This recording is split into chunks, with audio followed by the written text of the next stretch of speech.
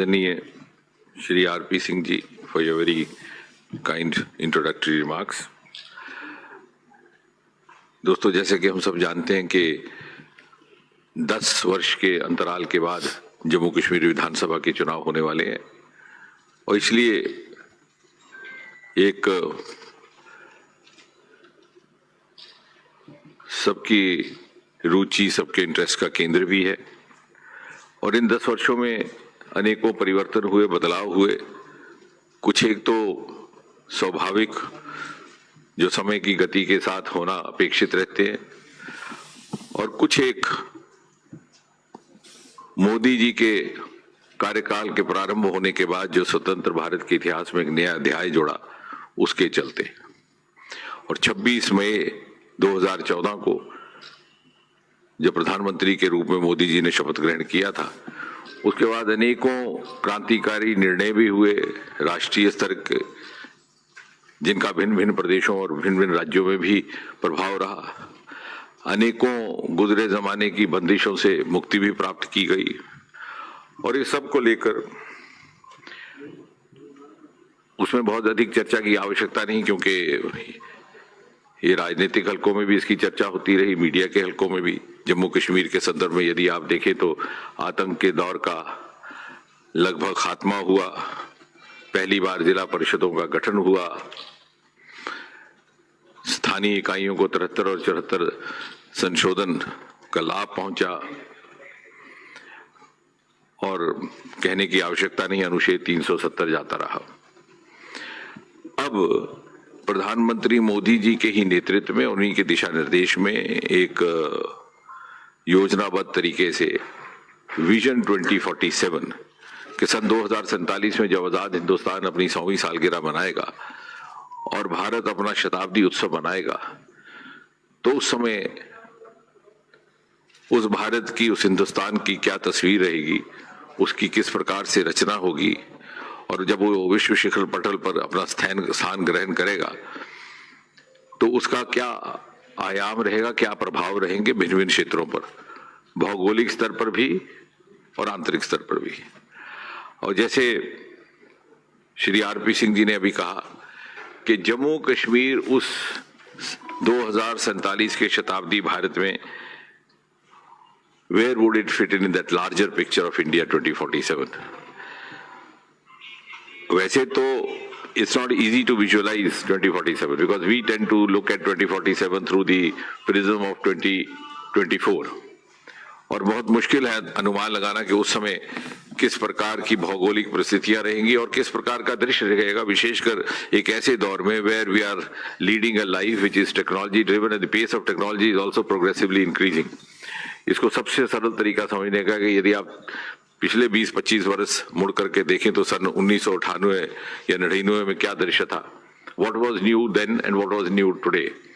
उस समय VCR था, उस समय STD बूथ था। यदि आप बात करें अगली पीढ़ी के साथ तो शायद उनको समझ भी ना आए कि वो सब क्या था। So we have moved in such a high pace, लेकिन आज स्थिति यह है कि भारत जिस प्रकार से दूसरे देश खड़े हैं उन्हीं के स्तर पर खड़ा है, हम किसी से पीछे नहीं है, चाहे वो टेक्नोलॉजी है, चाहे कोई भी क्षेत्र है।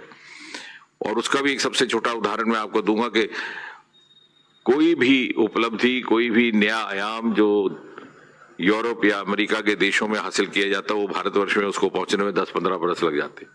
एक छोटी सी मिसाल है टेलीविजन की। Television happened in USA in 1950s and that famous election of 1960 where John Kennedy turned the tables on Richard Nixon happened because of a TV debate between the two contenders and because of his oratorial skills Kennedy took a march over him. अब हमारे यहाँ तो पता ही नहीं था कि TV होता क्या, लेकिन आज वो स्थिति नहीं है। आज चाहे वो स्पेस है, चाहे क्वांटम टेक्नोलॉजी है, हम एक ही स्तर पर खड़े हैं। अब इस परिस्थिति में जब हम 2047 की रचना करते हैं और राष्ट्रीय स्तर पर व्यापक तौर पर मोदी जी भी इसमें रुचि ले रहे हैं, तो आने वाले समय में जम्मू कश्मीर की क्या भूमिका रहेगी और उसका क्या स्थान रहेगा।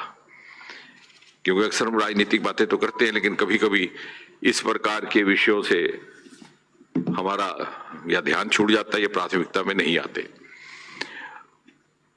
और यदि मुझसे पूछा जाए तो मैं ये कहूंगा कि जैसे ही इस चुनाव के बाद बीजेपी का लक्ष्य है कि यहां पर भारतीय जनता पार्टी की सरकार हो, केंद्र में मोदी जी, और जैसा हम कहते हैं कि डबल इंजन की व्यवस्था बने। तो किस प्रकार से हम ये सुनिश्चित कर पाए कि जम्मू कश्मीर उस बदलते हुए भारत में एक प्रमुख भूमिका निभा पाएगा, सकारात्मक भूमिका निभा पाए। मैं उसको मोटे तौर पर 3 स्तर पर देखता हूं। वो उस स्थिति में जबकि यहां पर भारतीय जनता पार्टी की सरकार हो और केंद्र से हमें मोदी जी का सहयोग भी हो और उनका मार्गदर्शन भी। और जो 3 पहलू, जो 3 स्तर जो जम्मू कश्मीर की विकास की धारा को दिशा देंगे, वो रहेंगे: 1, democratisation of the democratic processes, and I'll just in a minute or two try to explain what it's meant by this. 2nd, governance through self-governance, and 3rd, development by exploring the undeveloped sectors. अब जम्मू कश्मीर के संदर्भ में क्यों आता है ऐसा? क्योंकि अक्सर ये बातें राजनीतिक प्रेस वार्ताओं में नहीं आती, लेकिन ये विषय बड़े मौलिक विषय हैं। जब मैं कहता हूं कि democratisation through of the democratic processes, तो उसका अर्थ यह है कि यहां पर भले ही उदाहरण के तौर पर पंचायतों का गठन हो गया था, लेकिन पंचायतों को वो अधिकार प्राप्त नहीं थे जिससे कि वो अपनी लोकतांत्रिक दायित्व को पूरी तरह निभा पाए। और वो मोदी जी के आने के बाद संभव हुआ जब 73 और 74 अमेंडमेंट लागू हुआ, जो केंद्र से आने वाली राशि थी सीधी सीधी चुने हुए प्रतिनिधियों तक पहुंचने लगी। पहले वो कुछ एक लोगों के हाथ में रहती थी। इसी प्रकार लगभग 25-30 वर्ष, जो पुराने हमारे पत्रकार मित्र हैं उन्होंने वो दृश्य देखा कि 8-10% को लेकर के चुनाव होता था, उसी में सांसद बन जाते थे, उसी में विधायक, उसी से सरकारें बन जाती थी। मैंने तो एक बार संसद में ये भी कहा था कि काश कोई ऐसा नियम आए कि we can determine minimum threshold of the voter turnout before a member of parliament is recognised as a member of parliament. क्योंकि जहां 15, 18, 20 लाख वोटर हो जिस कॉन्स्टिट्यूएंसी में, वहां अगर 8% या 10% मतदान होता है तो वो रिप्रेजेंटेटिव कैरेक्टर नहीं कहा जा सकता। तो वो आने वाले समय में जिस तरह से अब फिजा बदली है, आपने देखा कि लोकसभा में भी 60% के लगभग औसतन हुआ, बल्कि 5वें फेज में तो लगभग उतना ही था जितना के पूरे देश की औसतन एवरेज थी। तो ये जब आगे बढ़ेगा कि खुली फिजा में जब लोकतंत्र का पालन होगा, लोकतांत्रिक प्रणाली का, तो this would actually democratise the democratic processes which had happened but had not actually happened. तो जो नाम जमहूरियत जिसको हम समझ बैठे थे और बाकी देश में जिस प्रकार से उसका पालन हो रहा था, ये होगा। और इस तरह से जम्मू कश्मीर भारत की मुख्य धारा की यात्रा का हिस्सा बनेगा। दूसरा, जो गवर्नेंस थ्रू सेल्फ गवर्नेंस का अर्थ ये हुआ कि जिस प्रकार से हम पूरी तरह ऑनलाइन हो चुके हैं, हुआ ये था कि यहाँ पर उदाहरण के तौर पर सुशासन के प्रमुख पहलू क्या रहते हैं? 1, पारदर्शिता, दूसरी जवाबदेही, तीसरा सीमाबद्ध तरीके से काम करना, और चौथा शिकायतों का निवारण। हमारे यहाँ वेबसाइट क्रिएट कर दिया गया था 2014 में, लेकिन उसको कोई ऑफिसर विजिट नहीं करता था। पिछले कुछ एक वर्षों में हमने उसको सेंट्रलाइज कर दिया, सीपी ग्राम ग्रीवेंस सेल बनाया है केंद्र में, इत्तेफाक से वो मेरे ही विभाग से संबंधित है, उसको हमने जम्मू कश्मीर के साथ जोड़ा है। और हर प्रकार की ग्रीवेंस का निवारण 98-95% प्रति सप्ताह हो जाता है। इसी तरह जैसे आपने देखा पल्ली पंचायत में हमने ड्रोन और स्पेस टेक्नोलॉजी के माध्यम से, वो देखने लायक अक्सर पत्रकार मित्रों को चूंकि दूसरे कामों में उलझना पड़ता है तो उस तरफ जाने का समय नहीं लगता,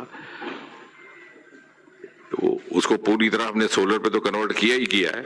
लेकिन वहां पर कोई भी किसान, कोई भी किसी जमीन का मालिक स्वयं ड्रोन और स्पेस टेक्नोलॉजी के माध्यम से अपने फार्म की, अपने खेत की, अपनी जमीन की निशानदेही कर सकता है। ना किसी पटवारी की आवश्यकता है, ना किसी रेवेन्यू ऑफिसर की। तो citizen centricity, citizen participation is going to be the core of the good governance in the years to come, and Jammu Kashmir has already been initiated on that path under Prime Minister Modi, which was not happening earlier. बहुत सारे ऐसे reforms जो लाए गए थे अभी आए।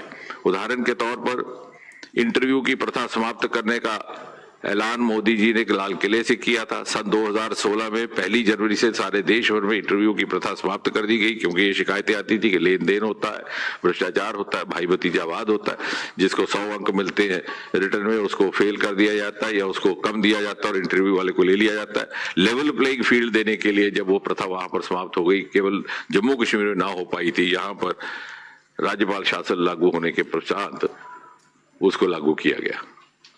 इसी प्रकार मोदी जी की और मोदी जी की सरकार की मंशा इस बात से प्रमाणित होती है कि द गवर्नमेंट वाज स्worn in May 2014 within 3 months. A historic and a revolutionary decision was taken to do away with the practice of getting the documents and certificates attested. जैसे कि आपको याद होगा कि पहले आपको अपने दस्तावेज अटेस्टेशन के लिए गेस्टेड अफसर के पास जाना पड़ता था, अब उसके बजाय you can go in for self attestation. और ये मात्र केवल गवर्नेंस रिफॉर्म्स नहीं थी, these reforms were meant to actually bring in long-term socio-economic transformation। और एक this single decision sent out a huge message कि देखिए अब एक ऐसी सरकार है जिसमें क्षमता है कि वो अपने देश के नागरिक, अपने देश के युवा पर भरोसा कर सके, that this government has the capacity to trust the youth। वो सब बातें पिछले 4-5 सालों में इस प्रकार की रिफॉर्म्स जम्मू कश्मीर में लागू होनी शुरू की हैं और मुझे विश्वास है कि आने वाले समय में हम उसको खुले मन से और पूरी आजादी के साथ लागू कर पाएंगे बिना किसी बाधाओं के। और तीसरा जो मैंने कहा कि development bye exploring the undeveloped sectors, हमारे पास वो सरमाए थे जो ना कभी तराशे गए ना तलाशे गए। हमारी तवज्जो वेस्टर्न स्टेट्स पर रही और वही हमारी ग्रोथ स्टोरी का हिस्सा बने रहे हिंदुस्तान की। लेकिन जो हमारे पास इनहेरेंट सरमाए थे, the natural resources, like for example aroma resources, Himalayan resources, which is exclusive to Jammu and Kashmir, उसको मोदी जी के आने के बाद तराशने का काम किया है। और आपने देखा कि देखते ही देखते Jammu Kashmir has given India the concept of agri startups in the form of lavender startup. 3-4 हजार युवा हमारे उससे जुड़ गए हैं। एक विकास का भी नया आयाम आया है, रोजगार का भी और स्टार्टअप का भी। आज देश स्टार्टअप की दुनिया में तीसरे दर्जे पर खड़ा है। 2014 में हम 350-400 थे, आज हम लगभग 2.25 लाख हैं। ग्लोबल इनोवेशन इंडेक्स जो कि एक वैश्विक मापदंड है, उसमें 81 नंबर पर थे। 10 वर्षों में हम 41 की उड़ान करके 40 पर पहुंच गए। 2014 में जब ये सरकार आई तो हमें कहा जाता था फ्रजाइल 5 इकोनॉमीज, जो सबसे बिगड़ी हुई इकोनॉमीज उनमें से। आज भी आर टॉप 5 और जैसा हमारा अनुमान है कि आने वाले समय में चौथी होगी और फिर तीसरी होगी और उसमें योगदान जम्मू कश्मीर का रहने वाला है। Through these resources which had never been explored, which never found a contribution. इसी प्रकार हमारा दूसरा वाटर रिसोर्सेज, शायद आपके ध्यान में आया हो कि ना आया हो, जम्मू कश्मीर एक वाहिद एक ऐसा क्षेत्र है जिसमें वो तीनों बड़ी नदियां हैं जो जब इंडो पाक संधि हुई है, वाटर ट्रीटी 1960 में, तो 3 दरिया बांटे गए। जो पाकिस्तान के हिस्से में 3 दरिया है, वो तीनों के तीनों जम्मू कश्मीर से होकर के गुजरते हैं, चाहे वो झेलम है, चाहे वो चनाब है और चाहे सिंधु जो लद्दाख से होकर गुजरी। और जो हमारे हिस्से में दरिया थे, रावी, सतलुज और व्यास, उसका भी प्रमुख हिस्सा हमारे से, लेकिन उसको कभी नहीं एक्सप्लोर किया गया।